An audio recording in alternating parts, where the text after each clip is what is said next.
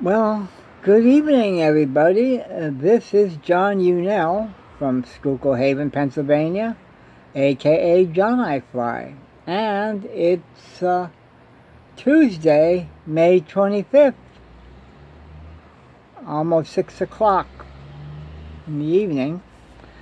And I hope everybody had a great day and that your week is going good so far. And just want to take a few moments and comment on the recent news. Like I said, I don't cover everything, only what a few items that I find noteworthy. So what's been happening? Well, they're still rolling over in the Congress the January 6th commission. But from what I'm hearing, a lot of people are saying it's not going to go through. The Republicans aren't going to vote for it.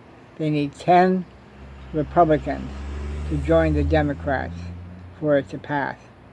Now, I've recently heard there's this other gentleman, I don't have his name, I believe it's a congressman.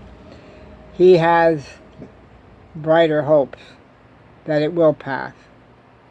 So hopefully we'll have an answer this week, and I hope they pass it. But like I said, the Republican Party is the party of obstruction and of no. Easy for Mitch McConnell to say no, and then his other buddies back him up. It's like, well, our minority leader is saying no, so we might as well follow him. So that's basically what that's going. If it does pass, the commission would consist of 5 Democrats and 5 Republicans, a total of 10 panelists. I think that's fair. That's bipartisan. Of course, recently, of late I should say, since when has the Republican Party been bipartisan? We may have something, I heard on the news today, that would be bipartisan. I think it has to do with the George Floyd Act or something. Today is the 1-year anniversary of his death. They were supposed to have it done by today. The President Biden wanted it done by today, but of course it didn't happen. But they're still talking over it. So that's the thing that I believe it was Representative Scott. I believe his name is Tim Scott, a Republican in the House. He has hopes. He says that there's light at the end of the tunnel. So let's hope he's right.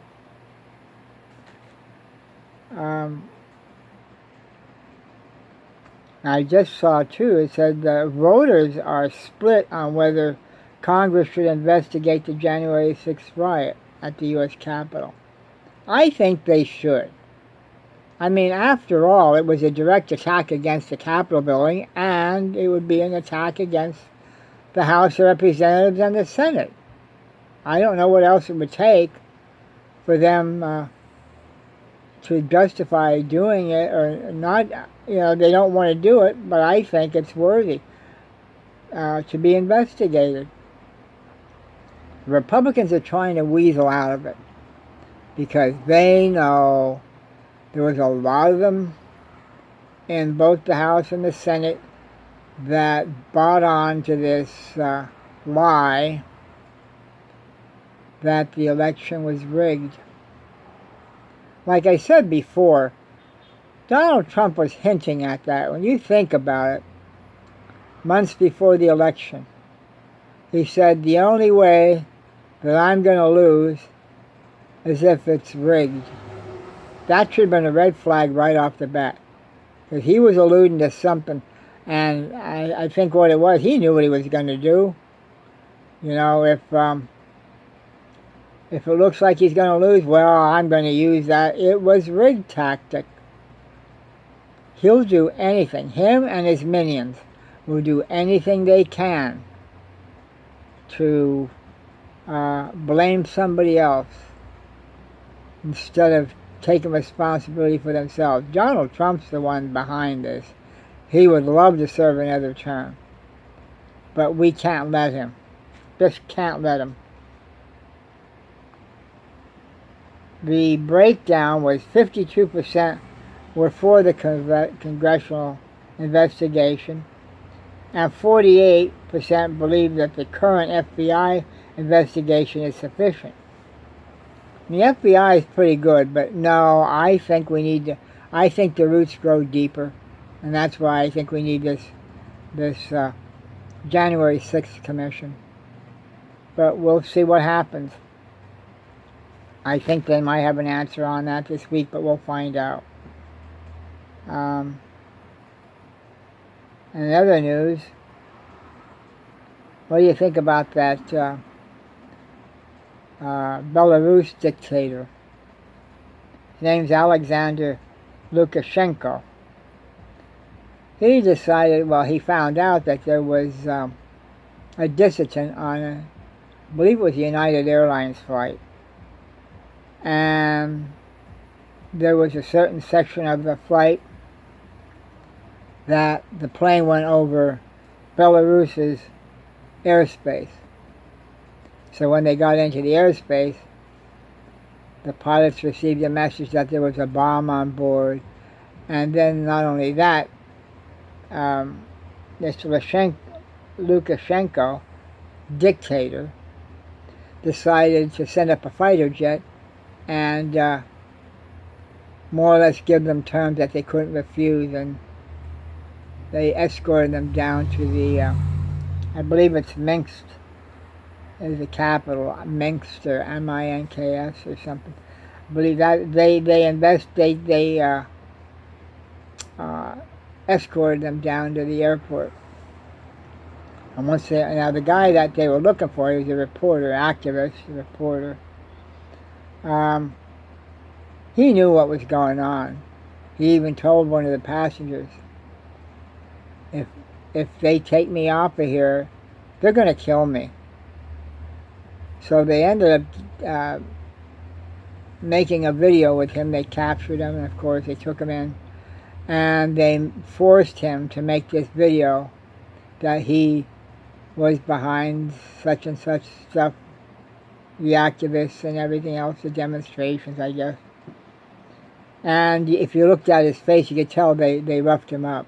They beat him up a little bit. So let's just hope that he gets released, because President Biden said that it was unconscionable. This is uncalled for.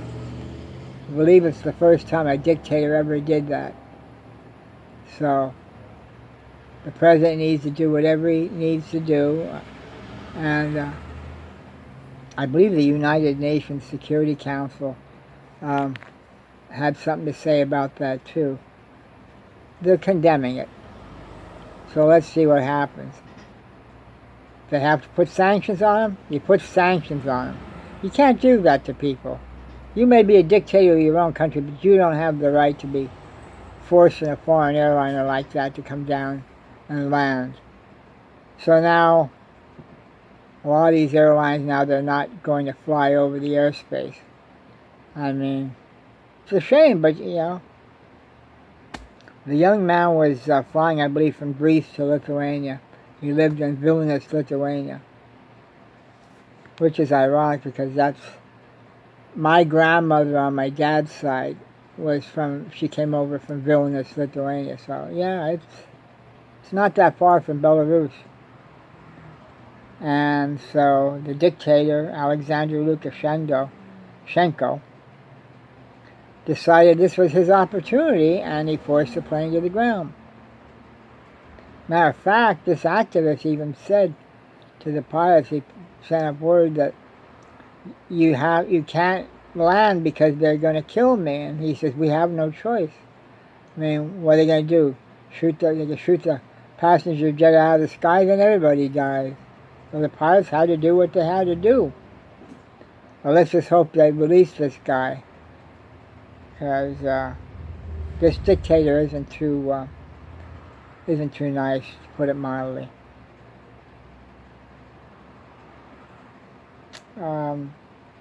Another thing that just came up, which I'm not really surprised. How about this Texas legislature down there? they're now going to, well, it's probably, I don't know if they signed it into law yet, but the governor said he's going to sign it into law if it gets on his desk, which it probably will.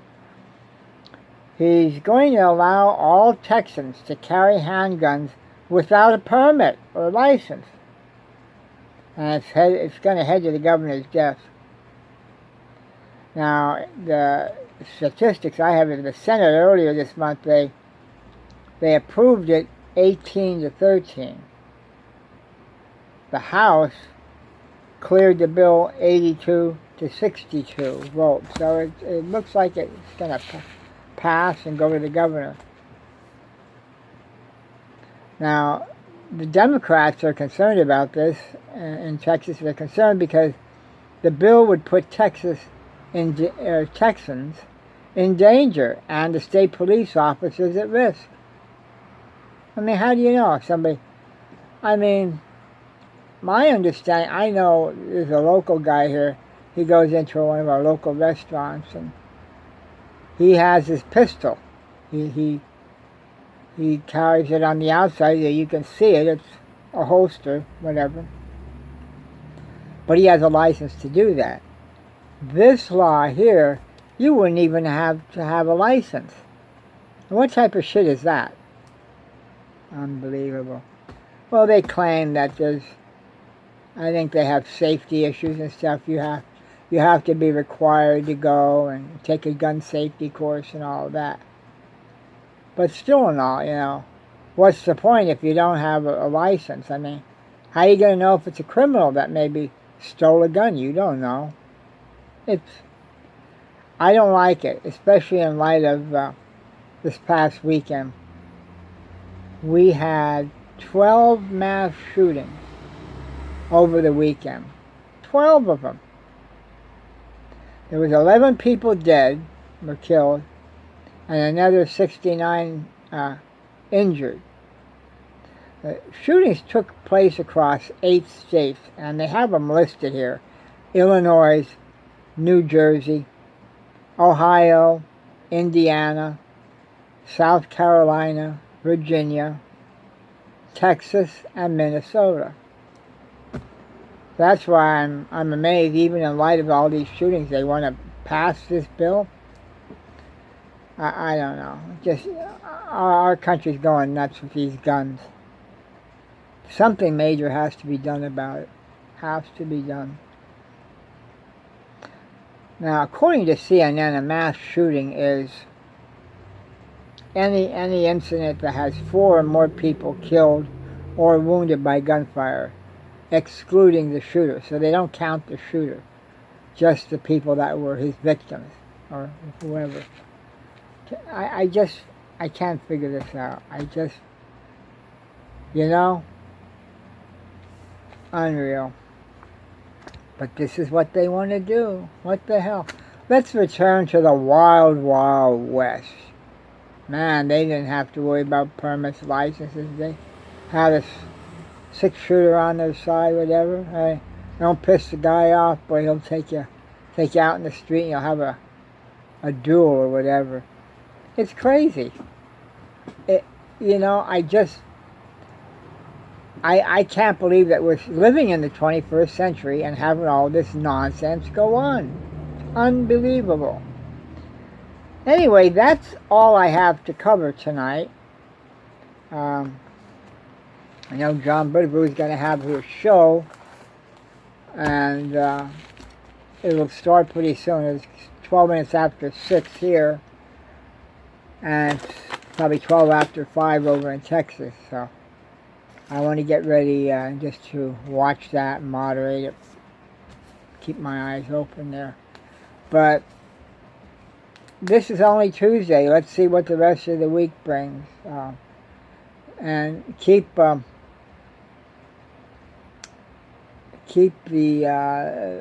Floyd's family, George Floyd.